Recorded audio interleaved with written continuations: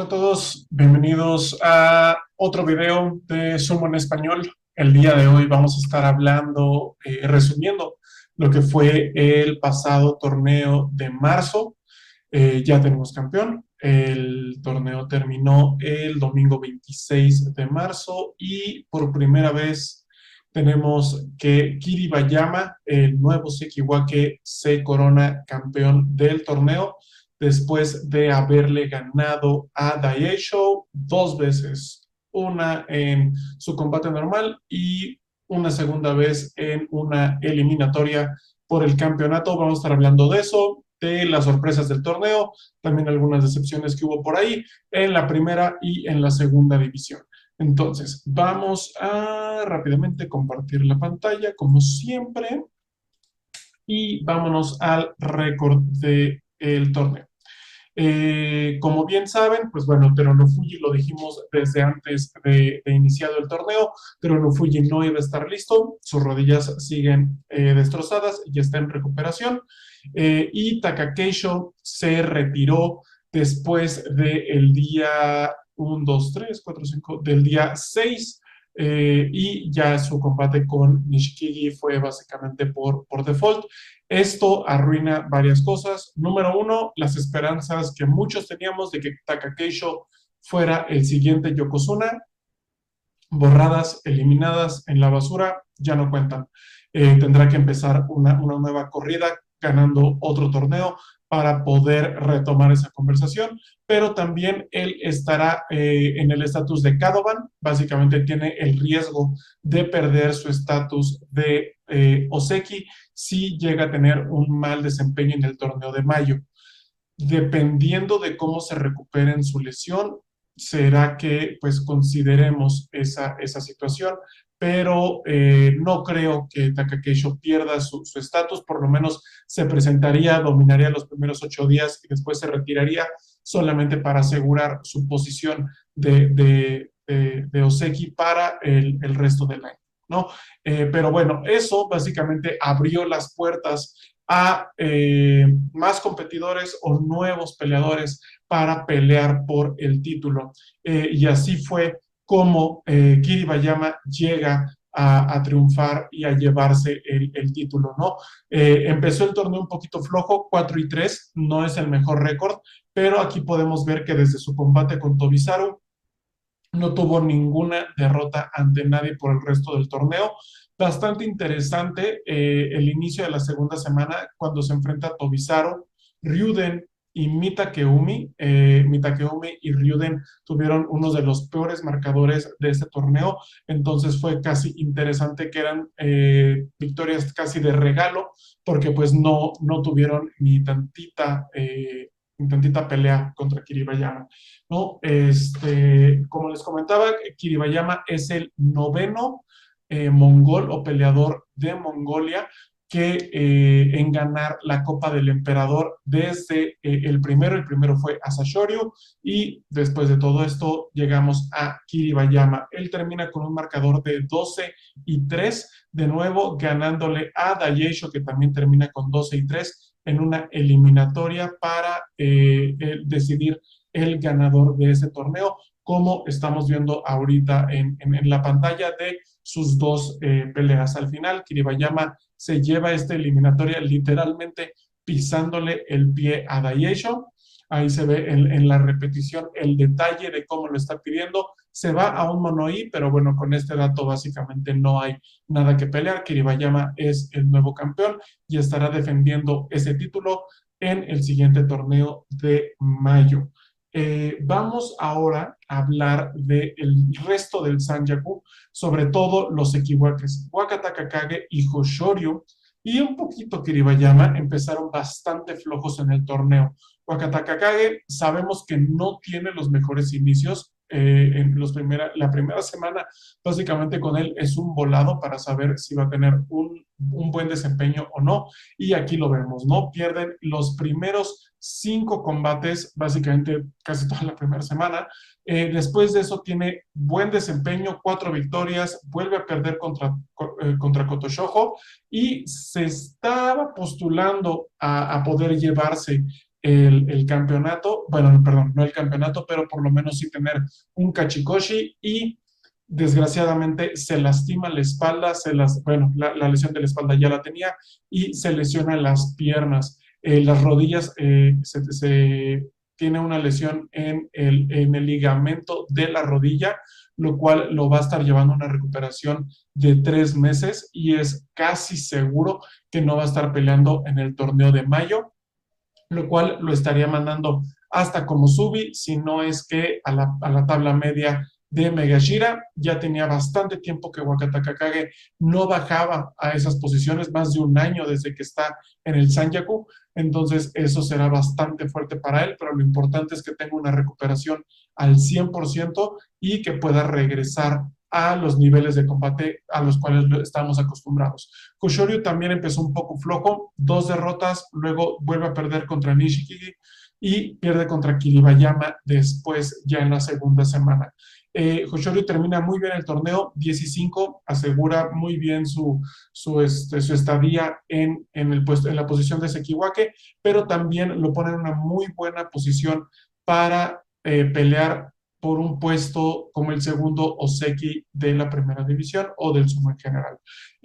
Tanto Hoshoryu como Kiribayama, si en el siguiente torneo tienen más de 11 victorias, 12 victorias sería lo ideal, ya estaríamos hablando de una buena apuesta para ser nombrados los siguientes Osekis, cualquiera de los dos.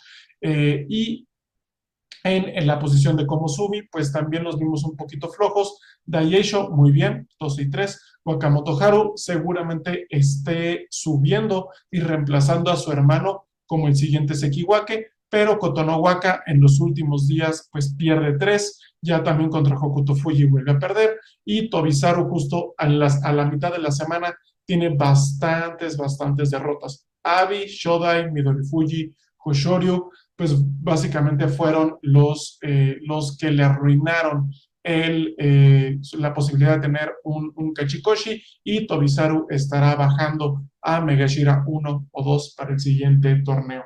Ahora vamos a hablar de las sorpresas. Hubieron 2 grandes sorpresas para el torneo. La primera es Shodai. Aquí vamos a estar viendo el combate que tuvo Shodai contra Midori Fuji, que son los dos que estamos hablando, ¿no? Shodai ya sabíamos que desde que perdió Oseki no estaba en una buena condición, parece ser que también se estaba recuperando de algunas lesiones y llega a este torneo con nada que defender, que competir. Estaba en Negashira 1, nadie, y yo especialmente no le tenía muchas esperanzas. Lo dijimos en el video previo que esperábamos que él todavía cayera mucho más y resulta que da la sorpresa. Termina el torneo con 10-5, solamente perdiendo contra Takakeisho, Oseki, Daieisho, segundo lugar del torneo, y Kotonowaka, Endo y Ura, que tal vez Ura y Endo fueron combates que estuvieron un poquito peleados, ¿no? Y la segunda sorpresa, gran sorpresa, es Midori Fuji, que si lo vemos aquí, vemos sus primeros 10 combates invicto. Él básicamente, todos estábamos esperando que él diera la sorpresa y se llevara el campeonato, pero se sabía que empezando la segunda semana iba a tener grandes dificultades porque se tenía que enfrentar al Sanjaku, y aquí lo vemos perfecto. Contra Wakamoto Haru, primera derrota. Su hermano Wakata Kakage, segunda derrota. Hoshoryu, Daieisho y Shodai son los que le terminan de poner básicamente de cerrándole el ataúd a Midori Fuji y de las esperanzas de siquiera poderse llevar un premio especial al final del torneo, ya que termina con esta última derrota con Shodai. Si lo hubiera ganado, se hubiera llevado un premio. No es así. Aún así, Midori Fuji así estaría regresando a Megashira 1, tal vez Megashira 2, pero es un excelente desempeño el que tuvo y fue la sorpresa para todos. Definitivamente estuve muy emocionado con ver sus combates. Se sabe que es un chico muy ligero, se sabe que es un peleador también pequeño, ligero, muy hábil, muy rápido, y se vio en la mayoría de sus combates, ¿no? Cómo le pudo ganar a personas como Koto Shoujo, un Hokuto Fuji que no está sufriendo, Aoyama, Takayasu sobre todo, que muchos lo tienen pues como un favorito y como una prueba que los nuevos peleadores se tienen que enfrentar para ganar. pues bueno, ahí estuvo Midori Fuji y esperamos verlo en el siguiente torneo en una posición mucho, mucho más alta. Por último, hablemos de los nuevos talentos al final de la tabla. Estuvo Kim Bosan y Hokuseiho, quienes llegaron a Megashira 14 y 15 respectivamente, subiendo por primera vez desde Yurio. Los dos logran sus Kachikoshis y los dos estarán quedando entonces en la primera división para el siguiente torneo y nosotros esperamos que por mucho tiempo más. Kim Bosan en especial se le vio muy sólido, con un muy buen ritmo, un sumo básico, y a lo que me refiero con básico es que tiene muy buenos fundamentos, es muy fuerte y esperamos que siga subiendo y que además ya se empiece a encontrar con la tabla alta de Megashiras para poder de verdad medir su talento. Por otro lado, Hokuseiho terminó 9 y 6. Aquí vemos que tuvo algunos problemitas al final de la primera semana.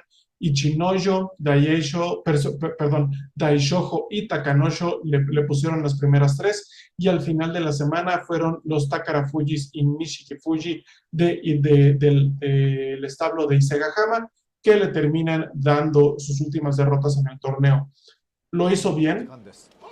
Yo sé que hay muchos que no son muy fans de su estilo, donde él básicamente se para completamente estirado al final el Tachi-Ai y lo termina recibiendo, pero está siendo muy efectivo en sus primeros combates.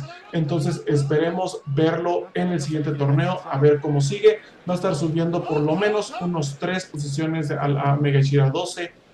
Sí, 12 me suena un buen lugar, 11, donde lo pudiéramos colocar para el siguiente torneo. Ahora, hablemos de la segunda división. Sabemos que en la segunda división se veían muchísimas sorpresas, iba a estar muy animada, más animada que de costumbre, y no dejó nada que desear la segunda división. Primero, hablemos del eventual campeón de la división, Ichinoyo, termina llevándose Yurio, con un resultado de 14 y 1. Gonoyama fue el único peleador que lo pudo vencer a lo largo del torneo. Se le vio sólido, fuerte, rápido, aliviado de su lesión de espaldas y con el tema de la diabetes bastante controlado. Sé que no hay muchos fans de Ichinoyo, yo soy uno de ellos, pero pues si separamos a la persona del deporte, fue un muy buen desempeño. Sobre todo hay que mencionarlo, cómo venció a Sanoyama, muy bien, cómo venció a Ochiai, de que vamos a estar hablando al final del torneo, y por último, pues cómo vence a Enjo. Fueron las peleas como destacadas de Ichinoyo, en mi opinión, durante este torneo. El segundo lugar terminó siendo a Sanoyama con 13 y 2, solamente con derrotas